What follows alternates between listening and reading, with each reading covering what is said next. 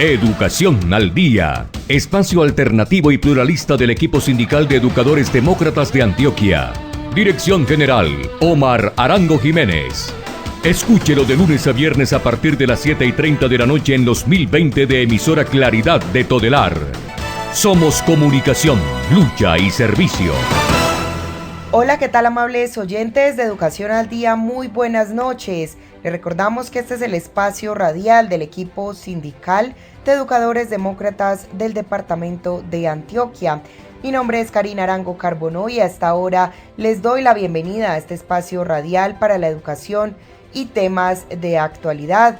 A esta hora saludamos a quienes nos sintonizan a través de www.educacionaldia.com.co, también a través de nuestro canal de YouTube Educación al Día. Les recordamos que estamos en cadena con Radio Farallones y la cadena HSCH. Bienvenidos. Iniciamos nuestro programa Educación al Día y sin duda la pandemia ha desenmascarado el débil sistema de salud que tienen los docentes. Vamos a escuchar a continuación algunas interpretaciones del presidente de FECODE, William Velandia, al respecto. Esta ha sido una lucha por el reconocimiento de los trabajadores, de las trabajadoras, de los maestros y maestras del país, en ese derecho fundamental a la salud. La ley siempre precarizó, acabó prácticamente con la salud de los colombianos y las colombianas, con la red pública hospitalaria. Y aquí habría que revisar muy bien el tema porque para los maestros y maestras, pese a que estamos exceptuados en la ley 100 y que en el papel tenemos un modelo, un régimen especial, pues ha sido una lucha constante. Es que no ha habido pliego en el cual nosotros no hayamos radicado el punto de salud como una exigencia para el magisterio colombiano. Nos dimos la pela por construir unos pliegos con un equipo interdisciplinario de alto nivel, de manera que se resolviera de fondo ese tema, y no ha sido posible. Y hoy la salud se ha visto más afectada, producto de la misma pandemia. Es que las enfermedades mentales son también para los maestros y maestras. La sobrecarga laboral ha sido impresionante. Y a eso sumémosle la falta de voluntad del gobierno por honrar los acuerdos. Ejemplo, el tema de los 8.000 maestros que tienen derecho al curso de la tercera corte en ese derecho de carrera, que es constitucional, que es legal, que es propio de los trabajadores y trabajadoras, de los maestros y maestras de nuestro país. Eso enferma. Ese mecanismo arbitrario que se generó en la evaluación de competencias, eso genera también pruebas, y no hemos tenido nosotros el eco, el seguimiento para que se materialice por parte, primero del gobierno, porque es que el primer responsable de que se garantice la salud de los maestros y de sus familias, pues es el Ministerio de Educación, el gobierno nacional. Segundo, la fiduprevisora, que es la entidad contratante y es la entidad que se le paga para la administración correcta de nuestros recursos, para que, conforme lo establece la ley 91 del año 89, garantice no solo el reconocimiento y pago de las prestaciones en tiempos de ley, sino para que materialice también el derecho a la salud conforme al modelo integral de salud que le asiste a los maestros y maestras de nuestro país. Entonces, ese sigue siendo una de las tareas. Le hemos dicho al gobierno, busquemos los mecanismos, creamos una comisión de alto nivel con participación de la misma Procuraduría, de la misma Supersalud, y seguimos en las mismas discusiones. Y los prestadores siempre llegan con la misma disculpa, y es que hemos hecho, y vamos a comprar, y de ahí no pasamos. La fiduprevisora generó un mecanismo dentro del contrato anterior, lo que llama el procedimiento extraordinario, para que cuando el prestador no cumpla, ellos lo asumen y al prestador se le descuenta. Eso tampoco fue posible reglamentar. Estamos en la discusión del defensor del usuario de la salud como una herramienta que tenga dientes, como decimos nosotros, para que se atienda de fondo la situación que tenemos con la salud de los maestros y maestras del país. Y entonces ese es uno de los elementos fundamentales, y ya desde el Ejecutivo, y lógico que con la asesoría de nuestra Central Unitaria de Trabajadores y todo un equipo de expertos, estamos en la preparación de los nuevos pliegos y el nuevo contrato.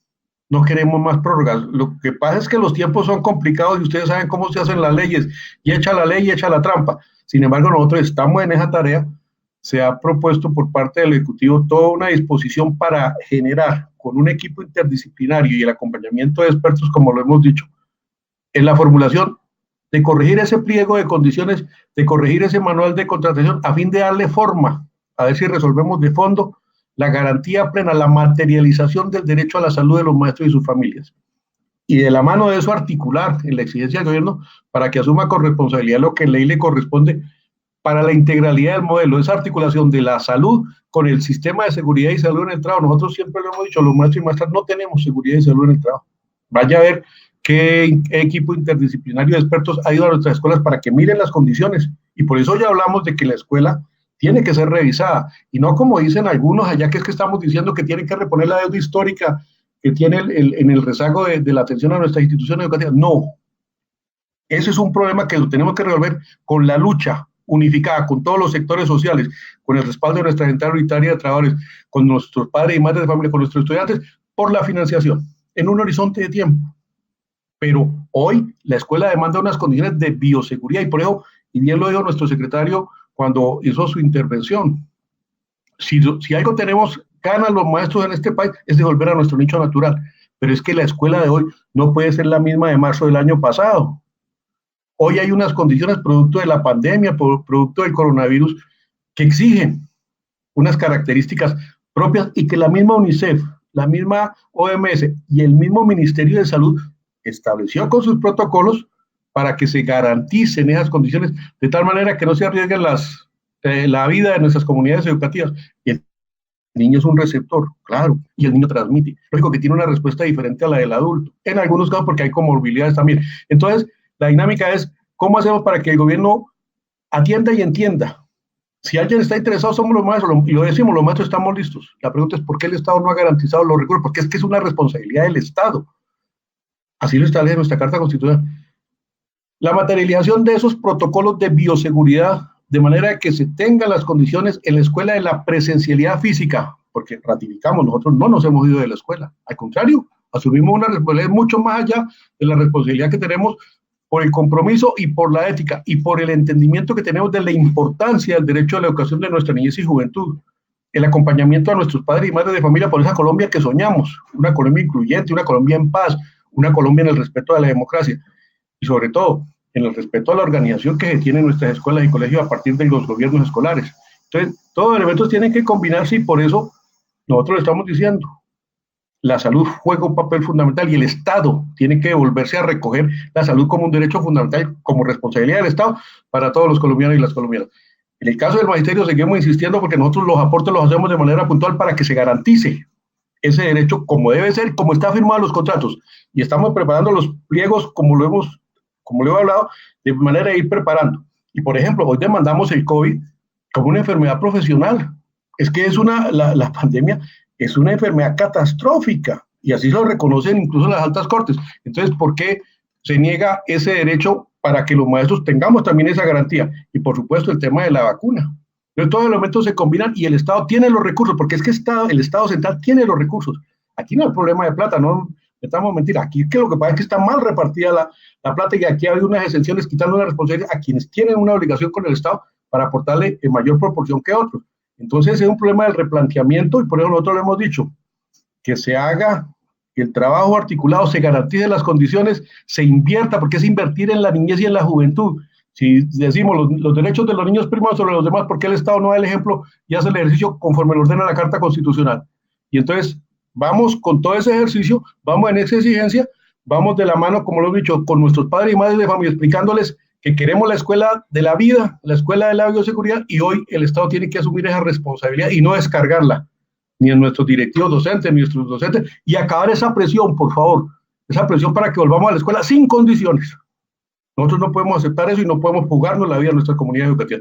Esa es la tarea que se ha hecho desde la federación, es lo que queremos decirle a los maestros y maestras, seguimos en esa incidencia para que el Estado garantice las condiciones que hoy demanda la escuela de la vida en aras de, como lo hemos dicho, materializar el derecho a la educación, que siempre lo hemos tenido ahí, en esa punta de lanza por la ética, por la responsabilidad y por lo que entendemos para nosotros lo que es el derecho humano a la educación, pero que no hay otra alternativa porque, termino con esto, históricamente, ¿qué hemos hecho los maestros y maestras del país?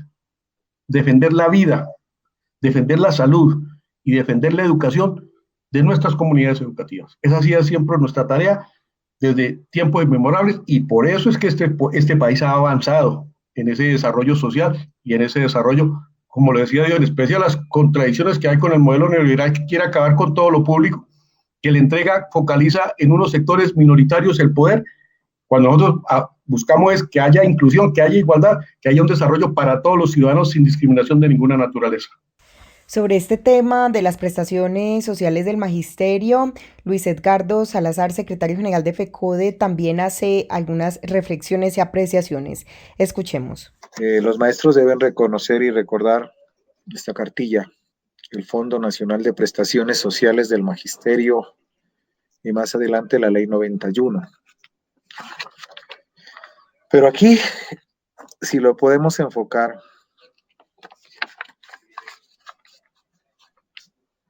creo que dice ponencia para segundo debate. ¿Saben quién fue el ponente de esto?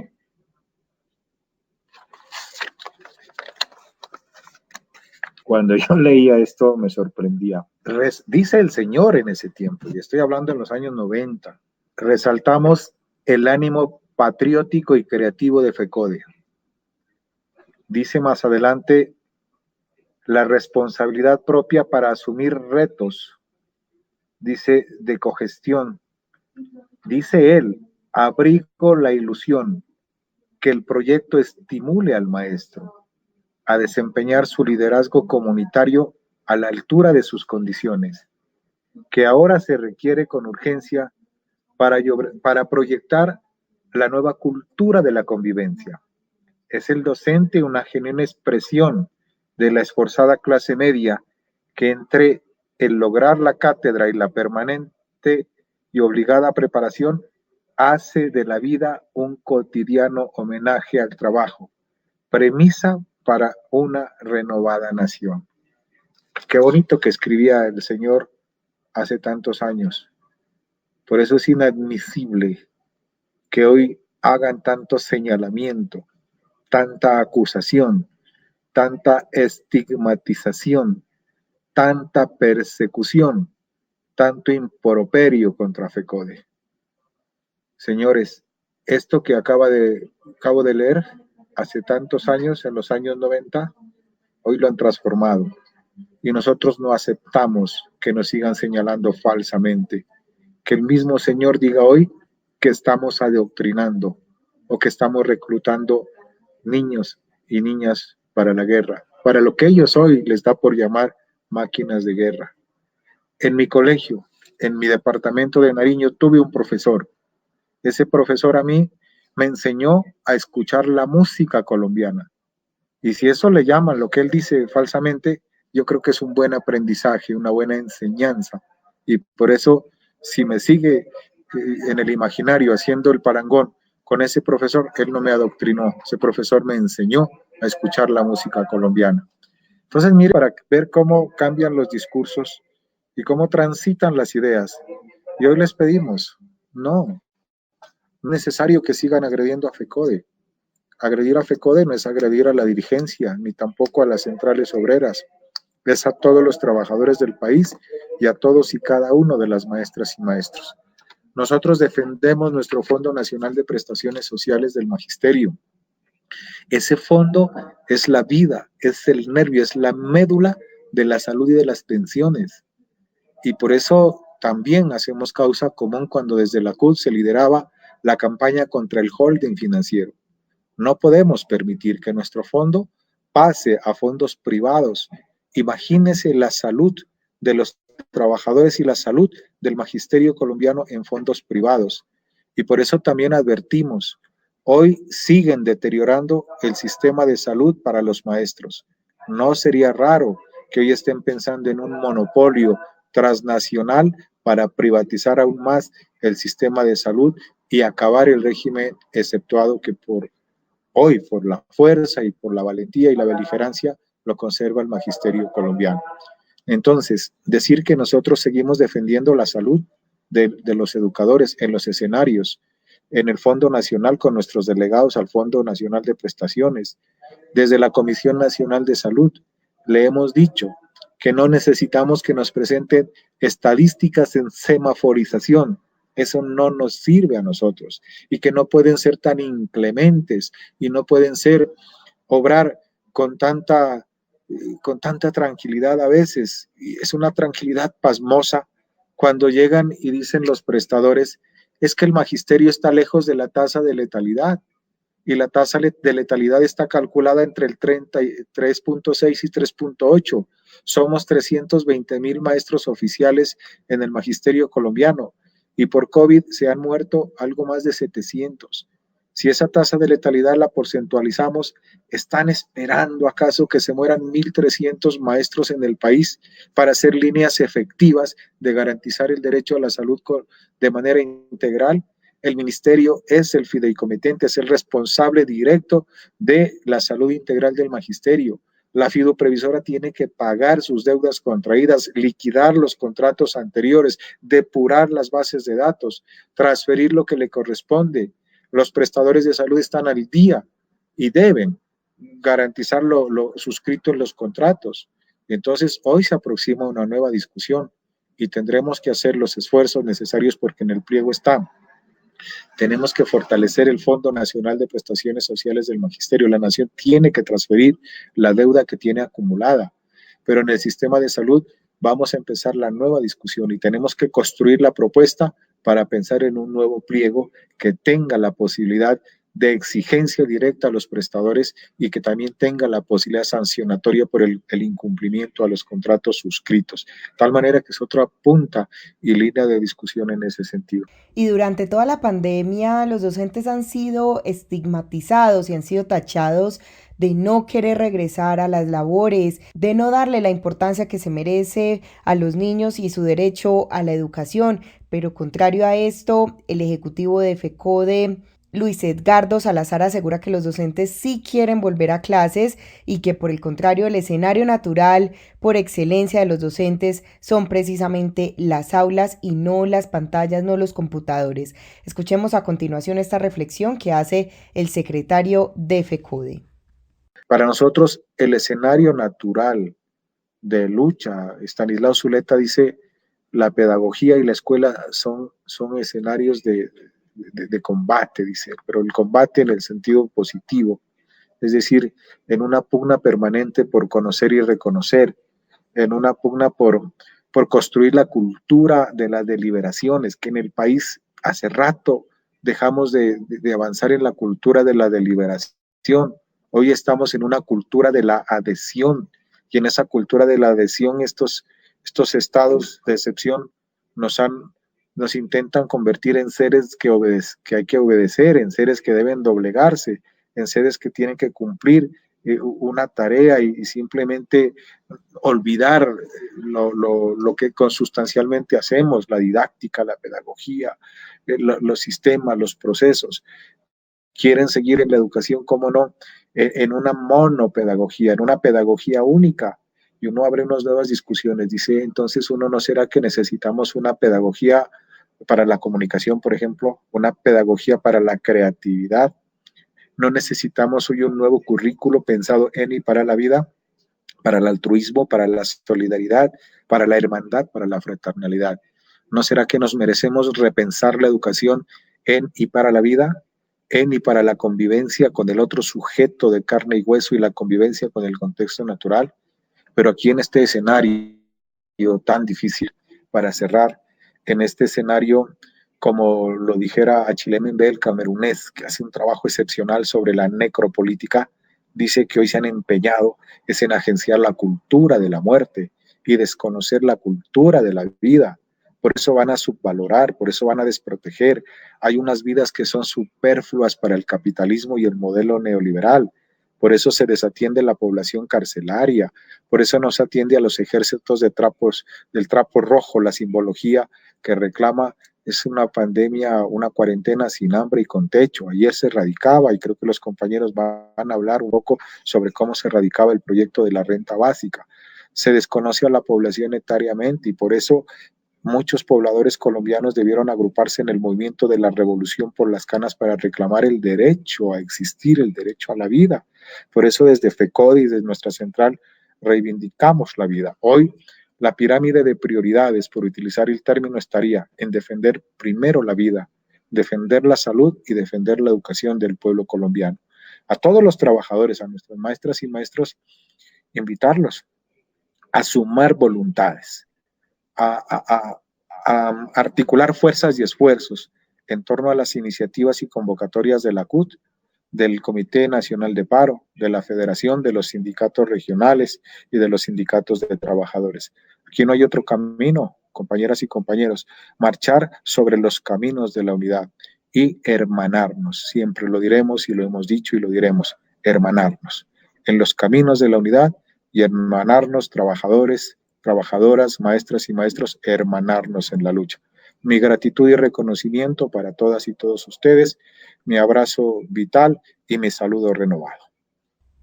Y para mejorar las condiciones laborales de los colombianos y colombianas, la Central Unitaria de Trabajadores CUT radicó un pliego de peticiones al gobierno nacional. Uno de los puntos incluidos allí en ese pliego es un ajuste salarial del 6%. Vamos a conocer a continuación un poco más de detalles sobre esta propuesta que explica el presidente de la CUT Colombia, Francisco Maltés Tello. Nosotros hemos hecho una solicitud de incremento salarial del 6%. El año pasado la inflación fue el 1.61, es decir, estamos pidiendo 4.39 de incremento salarial real. ¿Por qué pedimos el 6? Entonces aquí vamos a tener una discusión con el gobierno muy fuerte y es la siguiente. Ustedes recordarán que en enero de este año, el gobierno le aumentó el salario a los congresistas el 5.12 y los congresistas ganan, palabras más, palabras menos, 35 millones de pesos. Si al que gana 35 millones le aumentan 5.12, ¿por qué no nos pueden aumentar 6% a los que ganamos 1,5 millones, 2 millones? De esa manera vamos a enfrentar la discusión con el gobierno. Es decir, lo vamos a meter en un callejón muy fuerte. El otro tema es el tema de la venta, de la rifa del patrimonio público, el déficit presupuestal y la reforma tributaria. El gobierno ha dicho que están desbalanceadas las cuentas, que hay un déficit de cerca de 66 billones de pesos. Ese déficit, por supuesto, no somos nosotros los responsables. Hay un informe de la Universidad Javeriana que los invito a que lo miren, del Observatorio Fiscal de la Universidad Javeriana, que dice que las cuentas, los gastos del gobierno no tienen soportes. Hay 22 billones de pesos que ha gastado el Estado en esta pandemia, que no sabemos dónde están. El programa de formalización y apoyo al empleo formal se gastaron 5 billones. Y en las ayudas, que no son ayudas, sino que son una obligación para las clases que han estado con problemas económicos, se han gastado entre 2,5 y 3 billones, son 8. ¿Y dónde están los otros 54? El Observatorio de la Universidad Javeriana, del cual nadie puede decir que es de izquierda. Está diciendo que el gobierno gasta y no tiene soporte, no tiene recibos. Entonces, ese déficit del gobierno pretende que lo paguemos los de a pie, que lo paguemos los sectores medios y pobres de la población colombiana. En estos días hemos visto una serie de recomendaciones de la ANIF y de FEDesarrollo, que son centros de pensamiento del Consejo Gremial Empresarial, de los empresarios, recomendando que la gente que gana 1,5 millones pague impuesto a la renta, que las pensiones de 3 salarios mínimos pague impuesto a la renta, que hay que extender el IVA a los productos, el IVA pleno a los productos que tengan 5% de IVA, es decir, a aquellos productos que tengan un nivel mínimo de elaboración, el café, el chocolate, las pastas. Y esta misión de técnicos de que tiene el gobierno hace prácticamente las mismas recomendaciones. Entonces, se nos avecina una reforma tributaria donde le van a poner impuesto a todo, a los salarios muy bajitos, a las pensiones, a los productos que tienen algún grado de elaboración, las deducciones a que tenemos derecho por estar pagando vivienda o por estar pagando la universidad, las van a abolir. Entonces, el gobierno piensa financiarnos así el tema del déficit y vendiendo el patrimonio público. Entonces nos han dicho que no es necesario privatizar ISA, sino que la compre Ecopetrol. Entonces ahí lo que están es metiendo la privatización de ISA por la puerta de atrás, porque recordemos que Ecopetrol ya tiene un componente importante de inversión privada. Entonces es privatizar por la puerta de atrás, como el 1174. Pero llevamos un año en que el gobierno nos dice que no hay plata, que no se puede ayudar más porque no hay plata. Y todos vimos que ayer el gobierno anunció que va a comprar aviones y se van a gastar 14.5 billones en comprar aviones. Y con la reforma tributaria que están planteando, se va a recaudar 15 billones. Es decir, la reforma tributaria que están haciendo es para que compremos los aviones, no es para solucionar el déficit fiscal que hay, es para comprar aviones, para bombardear niños, como sucedió recientemente en el Guaviare. Por eso, para terminar, quiero invitarlos a todos y a todas a que nos ayuden a continuar organizando, a continuar preparando el paro nacional del 28 de abril. ¿Por qué el 28 de abril? Creemos que el 28 de abril debe estar discutiéndose en el Congreso, en cámaras, en Cámara y en Senado, en comisiones, la reforma tributaria. O ya debe estar en la primera plenaria del Senado o de Cámara. En esos días está caliente el ambiente. Y por esos días se tiene que estar discutiendo también el tema del salario nuestro.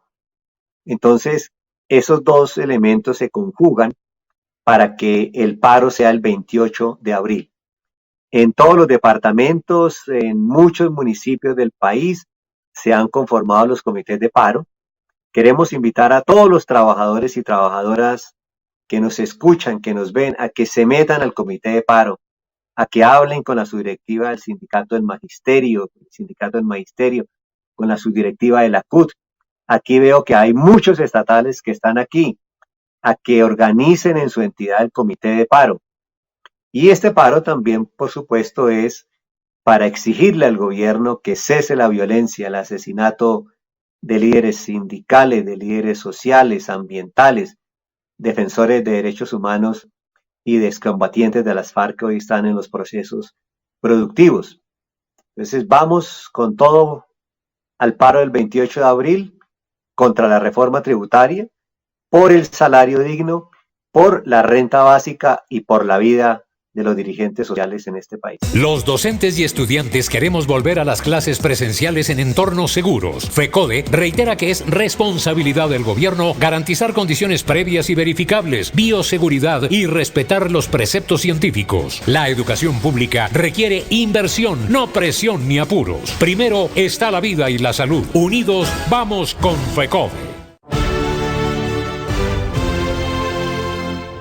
Amigos, ¿qué tal? Les habla Luis Guillermo Troya, comunicador social y periodista. Los invito a escuchar todos los días a partir de las 6 de la mañana el informativo Troya Noticias Edición Central por la emisora virtual www.educacionaldia.com.co que dirige Omar Arango Jiménez. Originamos desde Bogotá la cadena radial hsch.com y troyanoticias.com. Los esperamos. Troya Noticias, el poder de la credibilidad. Y estamos de regreso aquí en Educación al Día y desde la Asociación de Educadores del Atlántico se realizó un interesante panel llamado La Escuela del Retorno, en el que se hablan algunas implicaciones médicas y jurídicas frente a la alternancia. Por eso vamos a escuchar a continuación un fragmento de la intervención de Ulay Beltrán, especialista en seguridad social. Escuchemos. Se requiere una inversión importante. Tiene que haber una disponibilidad de recursos financieros que permita una modificación de la infraestructura física, expandiendo todos los componentes de acceso a mecanismos de desinfección, lavado de manos y toda una serie de elementos de conectividad que permiten generar la transmisión del conocimiento en condiciones que garantizan el objetivo del proceso educativo. Pero si esto no está, si no hay cómo garantizar la calidad del proceso educativo, que ya se ve afectada cuando no es presencial, si no hay cómo garantizar el ambiente seguro de minimización de riesgo de contagio para poderle dar al docente, al administrativo, al vigilante, al estudiante, la garantía que hay toda una estrategia de protección para que su salud y su vida se preserve, es muy difícil que se pueda generar un retorno a la presencialidad sin este tipo de garantías de condiciones que son básicos para que se pueda poner en funcionamiento cualquier plan de regreso a clases desde este mecanismo. La salud y la vida de quienes hacen parte de la comunidad educativa es lo primero. Y cuando no hay cómo garantizar las condiciones que preserven esos dos valiosos activos, como es la salud y la vida, no podemos pensar en retorno a clase porque estamos francamente colocando en gran riesgo el principal capital, que es el capital humano, que hace posible todo lo demás. Existe un fondo que se llama el Fondo de Mitigación de Emergencia Económica, Social y Ecológico, el FOME, que precisamente tiene recursos para implementar los protocolos de bioseguridad en las sedes educativas oficiales para el año 2021. Sin embargo, me encuentro con que muchas entidades territoriales, tanto a nivel departamental como a nivel municipal, aún no han realizado la incorporación de los recursos FOME en sus presupuestos de la presente vigencia para la implementación de dichos protocolos. De tal manera que algún tipo de recurso que pueda estar disponible para trabajar la adecuación que se requiere en algunas entidades territoriales ni siquiera han sido incorporados a los presupuestos correspondientes y es imposible entonces que puedan ser utilizados para el fin que han sido dispuestos por parte de la estructura gubernamental que para ese efecto generó la creación del FOME. El primer mensaje entonces que yo envío es que hay un informe de la Contraloría General de la República que está fechado en los días pasados, que demuestra que hay muchas entidades territoriales que ni siquiera han incorporado estos recursos a los presupuestos y por lo tanto les será francamente imposible colocarlos en disposición de los colegios o las sedes educativas oficiales para realizar las adecuaciones correspondientes en búsqueda de garantizar unos protocolos de bioseguridad en estos colegios. El segundo punto, y es que resulta importante revisar lo que es la asignación de los grupos poblacionales en las diferentes etapas del Plan Nacional de Vacunación y considera, y creo que es un tema que a ustedes les interesa y favorece, el poder incluir dentro de los grupos poblacionales prioritarios para ser en primera instancia favorecidos con la protección de la vacunación a los docentes. Eso pudiera complementarse con otro aspecto que yo creo que ustedes tienen que seguir trabajando y perdonen que se lo diga así, pero dentro de la sana intención que tengo de favorecerlos con el tipo de información para acción, y es que definitivamente tienen que seguir buscando el reconocimiento para el personal docente del COVID-19 como una enfermedad laboral. Yo pude acceder a una circular que ustedes generaron fechada en mayo del año anterior, donde establecían la necesidad de que fuera reconocida la enfermedad generada por el COVID-19 como una enfermedad laboral, y finalmente no ha habido la correspondiente atención por parte del gobierno para generar el trámite correspondiente, tal y como se hizo ya con el personal sanitario, donde sí se le hizo este reconocimiento. Es de conocimiento general para todos ustedes que en la medida que esto sea reconocido como enfermedad laboral, ya algunos entes territoriales están de acuerdo con esa intención y ese deseo de FECODE.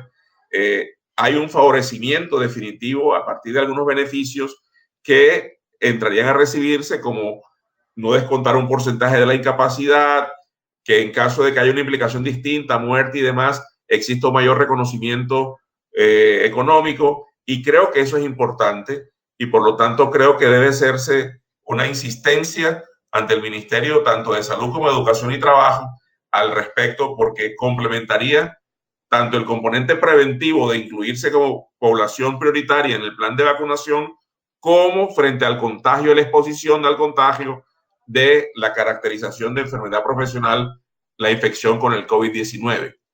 Y un tercer aspecto que yo creo que es importante también, porque tiene que ver con la salvaguardia de la salud que ustedes reciben a través de prestadores de servicios con enfoque de integralidad a nivel del país, es que cuando se decretó la emergencia social, económica y ecológica, se determinó el factor del COVID-19 como un factor catastrófico, con las características de catastrófico de sobreveniencia, gravedad y todo lo que allí se especifica en el decreto, y ya la Corte, a través de la Corte Constitucional, a través de una sentencia, la 145 del año 2020, ratificó el carácter catastrófico de lo allí definido en ese decreto 417 de marzo del 2020 sobre el COVID, de tal manera que dentro de la prestación del servicio de salud que ustedes reciben a través de prestadores integrales de servicios de salud en todo el país,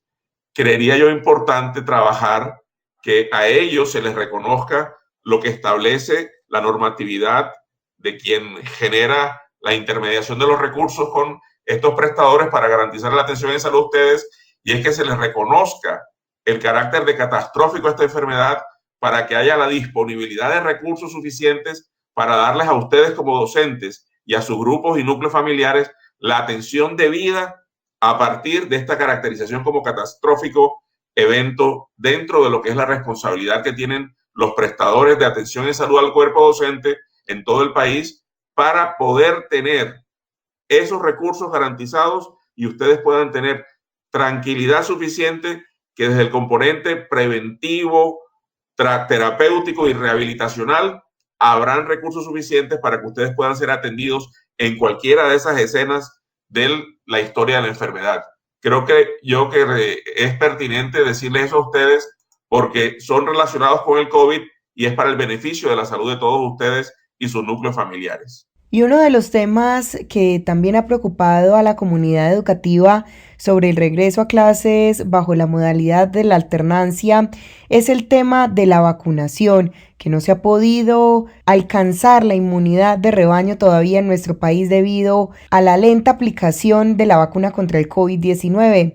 A propósito de este tema, vamos a escuchar a continuación algunas consideraciones de Carolina Corcho, vicepresidenta de la Federación Médica Colombiana. Nosotros hemos pasado ya por lo que hemos denominado 2 olas.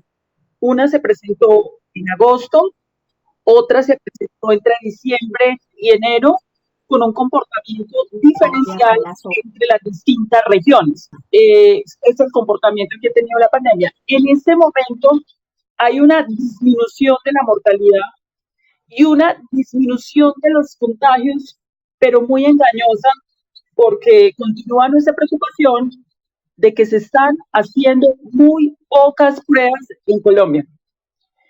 Estamos todavía haciendo, el día de ayer, 22.000 pruebas PCR, cuando tenemos capacidad para hacer el doble o casi 3 veces eso. Entonces, insisto, si no estamos haciendo pruebas, cualquier análisis epidemiológico que hagas sobre la pandemia puede ser engañoso.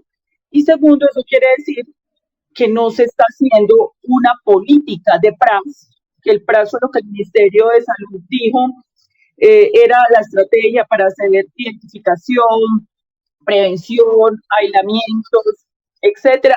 Eso parece ser que no funciona en Colombia. El otro elemento que tenemos que tener en cuenta para evaluar la situación en la que nos encontramos es el plan de vacunación. El plan de vacunación empezó la vacunación el 17 de febrero. En este momento en Colombia tenemos 2.115.816 dosis. Tenemos esas dosis, pero solamente se han aplicado 900.000 aproximadamente, lo cual quiere decir hemos aplicado menos del 40% de unas vacunas que ya están en territorio colombiano. Tenemos regiones, por ejemplo, donde la aplicación de las vacunas es menor. Hay unas donde es el 60%, pero hay otras donde son menor del 40%. Tenemos la situación ya clara, que el personal de primera fase, que ya debería estar vacunado, que es el personal de la salud y el personal médico, muchos de ellos aún no están vacunados. Tenemos un plan de vacunación deficitario. La vacunación es una perspectiva importante, digamos, de análisis de la pandemia, porque para poder lograr la inmunidad de rebaño, tendríamos que aplicar 35 millones, no aplicar 35 millones de vacunas, sino tener 35 millones de ciudadanos vacunados este año. Eso supone que tienes que aplicar 200.000 dosis diarias. En Colombia estamos aplicando en promedio 30.000 dosis diarias. Es decir, estamos perdiendo las vacunas en las neveras, mientras avanza el proceso de la aparición de las nuevas cepas del virus. Entre más nos demoremos en la vacunación, más es el riesgo de que las nuevas cepas nos sorprendan y esto, digamos, puede ser, no nos vayan a hacer vacunas. Entonces, es una preocupación muy grande porque ese plan de vacunación ni siquiera, digamos, desde la concepción misma ha sido bien diseñado.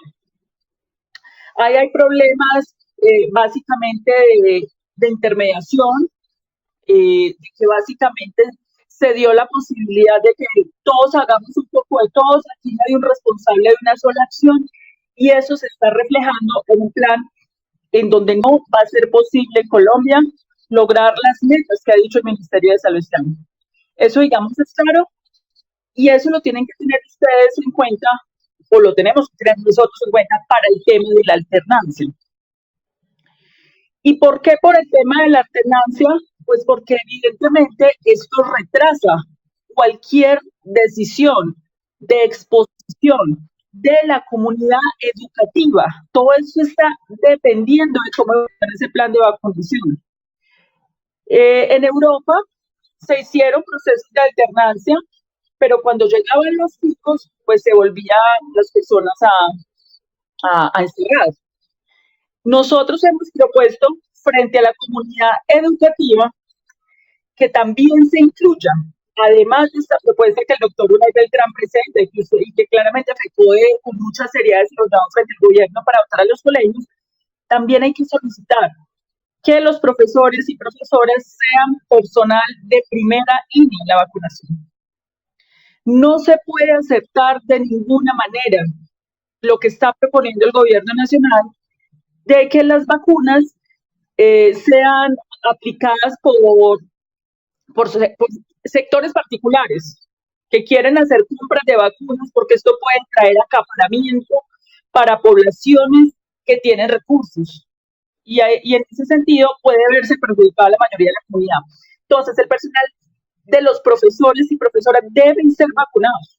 Pero con este ritmo que tenemos en este momento, ni siquiera los médicos tenemos garantizada la calidad de la vacunación, que somos el personal más expuesto. O sea que la situación, digamos, es preocupante porque si no mejora este plan, no tenemos manera de decir que no vamos a enfrentar un tercer pico y que vamos a salir prontamente, por lo menos de situación inicial de pandemia. Los docentes y estudiantes queremos volver a las clases presenciales en entornos seguros. FECODE reitera que es responsabilidad del gobierno garantizar condiciones previas y verificables, bioseguridad y respetar los preceptos científicos. La educación pública requiere inversión, no presión ni apuros. Primero está la vida y la salud. Unidos vamos con FECODE. Amigos, ¿qué tal? Les habla Luis Guillermo Troya, comunicador social y periodista. Los invito a escuchar todos los días a partir de las 6 de la mañana el informativo Troya Noticias Edición Central por la emisora virtual www.educacionaldia.com.co que dirige Omar Arango Jiménez. Originamos desde Bogotá la cadena radial hsch.com y troyanoticias.com. Los esperamos. Troya Noticias. El poder de la credibilidad. Estamos de vuelta aquí en nuestro programa Educación al Día, conociendo algunas apreciaciones sobre la escuela del retorno. Vamos a escuchar a continuación al perito experto en legislación educativa Joshua Germano, quien hace algunas apreciaciones legales sobre el regreso a clases bajo la modalidad de la alternancia. Escuchemos. El artículo 25, 368 y 369 del Código Penal siguen vigentes. Yo no sé dónde la Secretaría de Educación fue que los derogaron, no tengo la menor idea, pero siguen vigentes. El artículo 2347 del Código Civil sigue vigente, que habla del deber de cuidado. Y el fallo 14869, sentencia Hito del Consejo de Estado, el fallo es el 14869 del 7 de septiembre del 2004, que habla del deber de cuidado. Búsquelo en internet. Fallo 14869 del 7 de septiembre del 2004, búsquelo porque es la sentencia Hito del Consejo de Estado, en donde los consejeros ponentes le explican a usted realmente qué es el deber de cuidado y en qué problemas se está metiendo. Por otro lado, el artículo 2347 del Código Civil trae una exención de responsabilidad. Leo taxativo comillas. Pero cesará la responsabilidad de tales personas, está hablando de los profesores, de los directivos y de los rectores, y está hablando de los padres de familia que ostentan la patria potestad. Si con la autoridad y el cuidado que su respectiva calidad les confiere y les prescribe, no hubieran podido impedir el hecho. Para que usted no pueda impedir el hecho, pues usted tiene que haber tomado una decisión pro o en contra. Y usted lo tiene que haber hecho por escrito y de eso es que usted va a responder, rector, rectora, coordinador, orientador o profesor. Porque usted comete el delito por acción o por omisión. Y le recuerdo, artículos 25, 368 y 369 del Código Penal siguen vigentes. No han sido derogados. En segundo lugar o segundo aspecto importante, los protocolos de bioseguridad, de eso saben muchísimo más los expertos médico-clínicos. Yo no me voy a inmiscuir en los temas de los que yo no sé, porque soy un absoluto ignorante en esos temas, pero yo entiendo por sentido común que los protocolos de bioseguridad en este momento no me garantizan contagio cero. Las vacunas, como dice la doctora, tampoco me garantizan un contagio cero porque no hay inmunidad de rebaño. Entonces dejen de estar engañando a la gente e inducirla al error. Inmunidad de rebaño no va a haber y las vacunas, las 5 o 7 vacunas que trajeron para hacer su payasada mediática, para hacer su circo mediático, eso no va a generar una inmunidad de rebaño. Por otro lado, ¿cuántos estudiantes están llegando? Jurídicamente le estoy hablando, jurídicamente. Yo ya tengo 4 colegios demandados, 4 colegios demandados por casos asintomáticos. ¿De dónde carajos es que usted identifica un asintomático? Yo no tengo la menor idea. No soy experto ni clínico, ni médico, ni ostento título en medicina, pero yo no sé cómo es que usted va a detectar un asintomático. Por otro lado, los artículos 11, 44 de la Constitución sí exigen contagio cero. Así usted crea que no, vaya a léalos. Artículo 11 de la Constitución y 44 de la Constitución.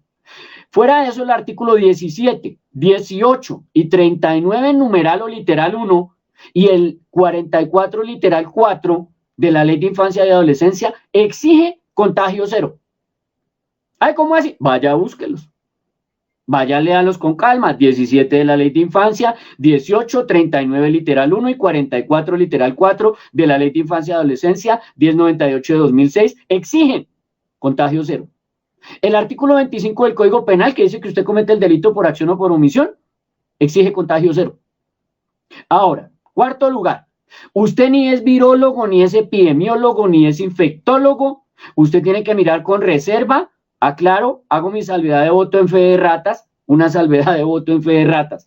A mí unos abogados me dijeron que la ley 14 de 1962 sigue vigente en algunos aspectos y que la ley 23 de 1981 sigue vigente. Entonces usted va a ir a buscar de tarea la ley 14 de 1962 y la ley 23 de 1981 porque usted ni es una persona que tiene un título clínico médico para estar aprobando o reprobando o vigilando o atendiendo disque protocolos de seguridad. ¿Quién le dijo a usted, carnicero, que usted puede hacer cirugías? Yo no sé de dónde usted sale que usted siendo carnicero hace cirugías. No tengo la menor idea.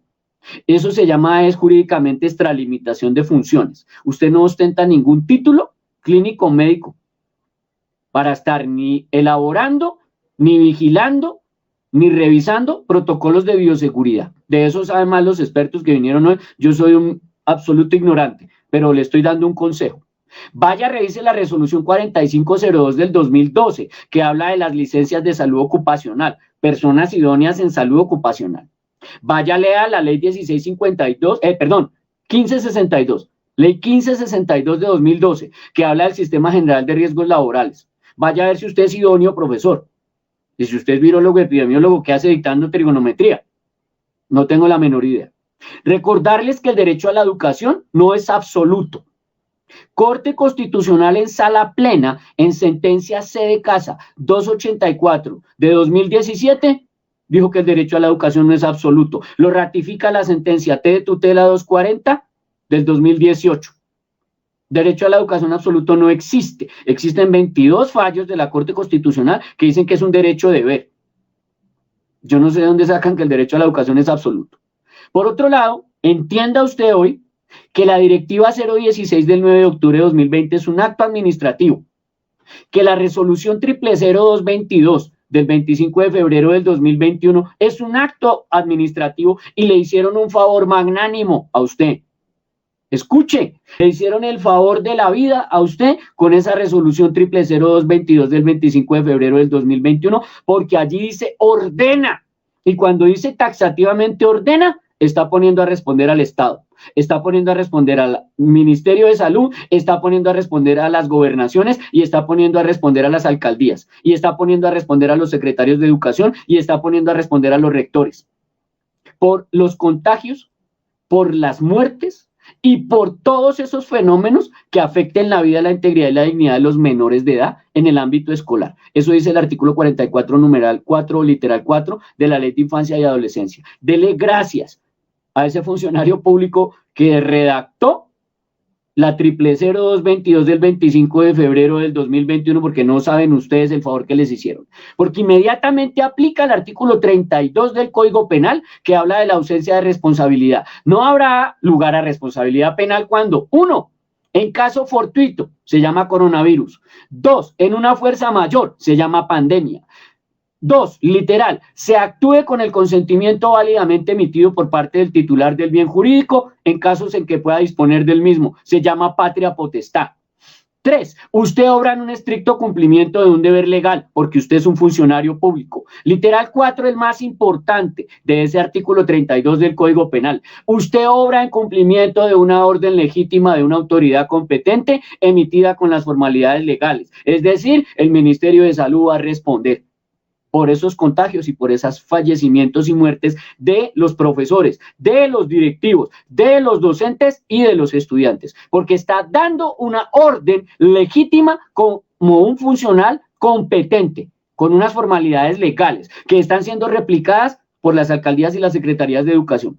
5, que usted obra en un legítimo ejercicio de un derecho o de una actividad lícita o en un cargo público. Usted es funcionario público y está obrando en legítimo ejercicio de esa tarea. Y 8, literal 8, de ese artículo 32 del Código Penal, que usted está obrando bajo una insuperable coacción ajena. A usted le están diciendo, usted es provisional, no venga a la alternancia presencial y verá que cuando vayamos a hacer entonces la evaluación diagnóstica anual, ahí nos vemos. Eso se llama constreñimiento y es un delito. Eso se llama constreñimiento y es un delito. Finalmente, tengo que aclarar que yo no sé de dónde sacaron ustedes ese cuento que para la alternancia aplica el consentimiento informado. Ahí tienen 2 expertos clínicos que les dicen que es un consentimiento informado, porque el consentimiento informado jurídicamente aplicas para lo clínico y lo médico. Eso no tiene nada que ver con ninguna alternancia. Consentimiento informado es que usted, rector o rectora, si eso existiera para la alternancia, porque no existe, es donde usted notifica y le informa al padre de familia de manera suficiente, eso dice la Corte Constitucional referente a un consentimiento informado, que la información tiene que ser suficiente.